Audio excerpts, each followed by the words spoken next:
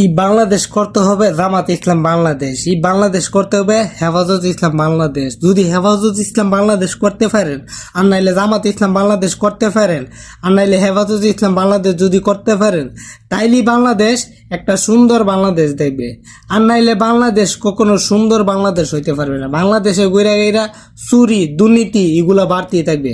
যে দলীয় ক্ষমতাতে আসুক, যে দলীয় ক্ষমতাতে আসুক, চুরি ডাকাতি এগুলো বাড়তেই থাকবে। যদি হেফাজত ইসলাম করতে পারেন, যদি বাংলাদেশকে হেফাজত ইসলাম করতে পারেন, যদি বাংলাদেশকে জামাত ইসলাম করতে পারেন, তাইলে বাংলাদেশ সুন্দর বাংলাদেশ দেখবে, বাংলাদেশ সুন্দর পরিবেশ দেখবে, বাংলাদেশ দুর্নীতি মুক্ত থাকবে। কারণ আল্লাহর কেন যদি হুজুররা যদি ক্ষমতার যা আর হুজুররা যদি চুরি করে, যদি হুজুররা যদি ক্ষমতার যা আর হুজুররা যদি চুরি করে দাড়ি করে, তাইলে এটা আল্লাহ তাআলা দেখবো।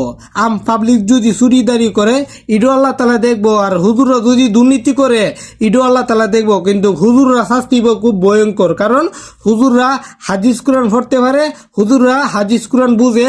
ওই জন্য বলতেছি, একটা হুজুর যদি যায় না চুরি করে পাপ করে, তারপর এটা শাস্তি আল্লাহ তারে অনেক বড় শাস্তি হইব। আম পাবলিকের মতন হুজুররা শাস্তি হইব না।